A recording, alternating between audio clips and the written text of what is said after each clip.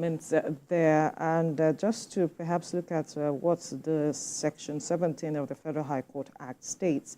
It says, quote, in any proceeding in the court may promote reconciliation among parties thereto and encourage and facilitate the amicable settlement thereof. And like we saw in that report, persons who are supporters of perhaps Nnamdi Kanu are speaking with regards to this issue of this has been done before. There are precedents to this matter, talking about Niger Delta and or talk about the Northeast, the North Central. There have been cases where the matter of settlement or reconciliation have been promoted.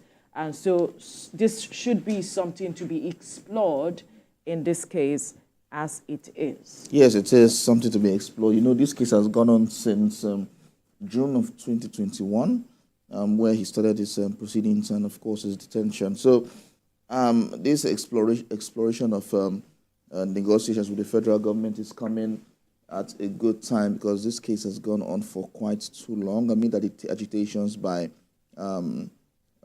some persons in some areas calling for his unconditional release in the past. And of course, some has recently made that announcement to calling on the federal government to expedite his release. And of course, this is coming quite good and early in the day that he's seeking negotiations with the federal government. It's quite a good development, and the fact that he's exploring all options to ensure his but you know why the matter is generating reaction is the fact that there are those who are questioning, is it a Nigeria that you do not believe in, that you want to negotiate with, who really, he's saying it's his lawyers that are pushing that and not him, because I've seen some reaction with regards to this development, and a majority of the persons who support the IPOB as it is are saying that it is not Mazi Nnamdi Kanu, it is his lawyers, it is the courts that is saying... lawyers will not do anything without it is the courts that is saying this, it is this and that. You know, people just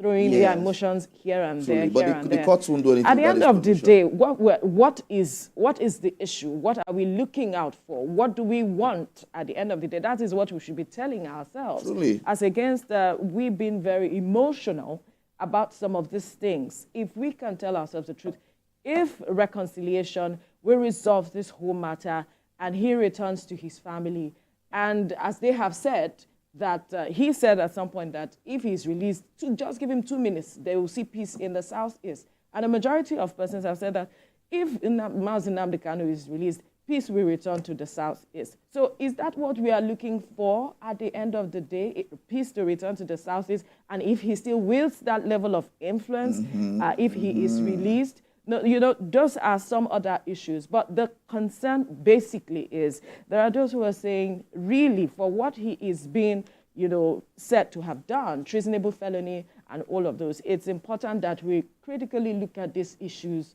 before we go ahead with talking about matters of reconciliation and all of it. But the issues have been looked at in court over time.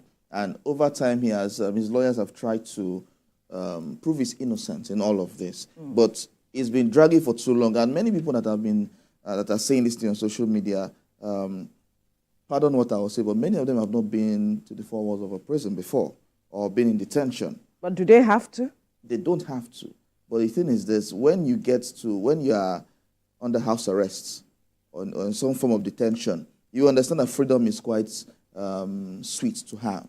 Absolutely. It's quite sweet to have. So for him to explore this option, for me, it's a good development that is coming to the table with the federal government. It's okay, let's discuss. Let's see how we can move forward in all of this. What will form the crux of this discussion would be another matter at the end of the day. What will be the demands on both sides? Because there has to be an agreement that is reached, a level playing field for everyone. The peace in the Southeast definitely will be on the table. Yeah. And how definitely he will have to work with the government to ensure peace.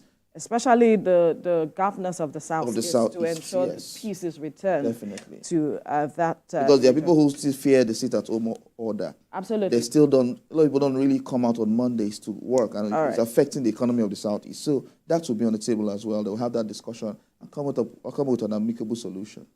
Absolutely. We'll definitely be looking forward to what will happen after now. Let's quickly bring you the news.